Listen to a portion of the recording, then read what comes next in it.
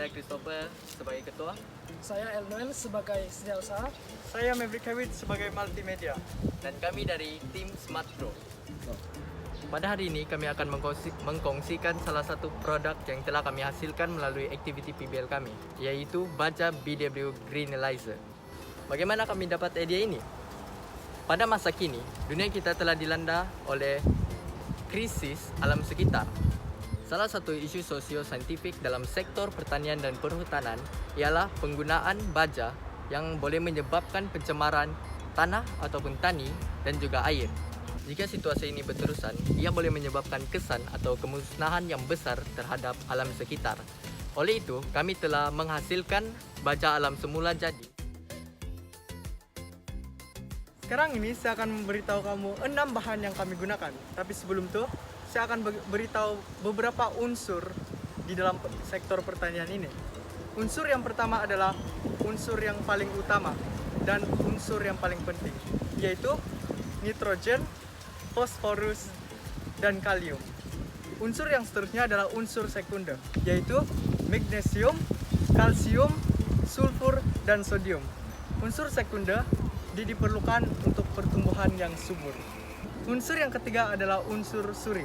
Unsur suri termasuklah boron, zinc, klorin, ferrum, mangan, molybdenum, kobalt, dan tembaga.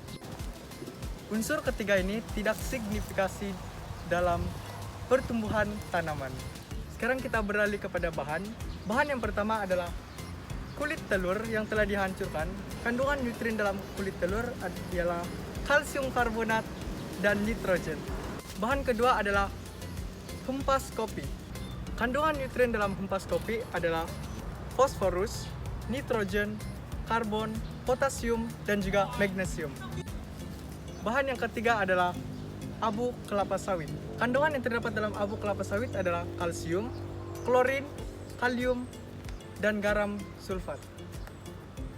Bahan yang keempat adalah tumbuhan kekacang, kulit pisang, dan juga kangkung. Kandungan dalam tumbuhan ini hanyalah nitrogen. Bahan yang kelima adalah gula merah. Kandungan gula merah sama seperti kandungan abu kelapa sawit, yaitu klorin, kalium, kalsium, dan garam sulfat. Bahan yang terakhir adalah cuka makan.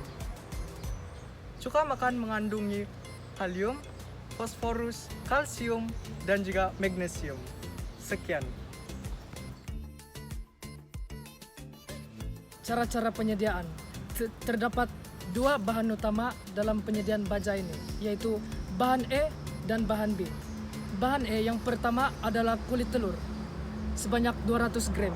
Cara penyediaannya adalah kita tumbuk kulit telur ini sehingga menjadi serbuk, kemudian campur dengan cuka dan peram selama 14 hari. Cara-cara penyediaan baja. Terdapat dua bahan utama dalam penyediaan baja ini. Yang pertama adalah bahan E dan yang kedua adalah bahan B. Bahan E yang pertama adalah kulit telur sebanyak 200 gram. Cara penyediaannya, kita bakar kulit telur ini dan tumbuk sehingga menjadi serbuk.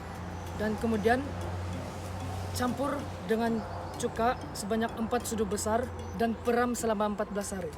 Bahan E yang kedua adalah tumbuhan kekacang, kangkung, dan kulit pisang sebanyak 500 gram. Cara penyediaannya adalah campuran ini kita jemur di bawah matahari dan apabila ia kering, kita cincang sehingga menjadi cebisan kecil dan kemudian kita campur dengan gula merah sebanyak 200 gram dan peram selama 14 hari. Dan terhasillah kulit telur yang telah diperam dan juga campuran tumbuhan kekacang, kangkung, dan kulit pisang yang telah diperam. Seterusnya bahan B.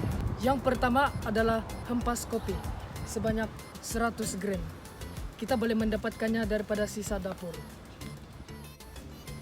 Bahan B yang seterusnya adalah abu pembakaran pelepah kelapa sawit. Kita boleh mendapatkannya daripada kilang kelapa sawit atau gerai bunga yang terdekat. Kedua-dua bahan ini dicampur dan diperam selama 14 hari. Yang terakhir kita campurkan kedua-dua bahan ini, yaitu bahan E dan bahan B. Dan setelah kita mencampurkannya, kita peram lagi selama 7 hari dan terhasillah baja BW Green Air Laser.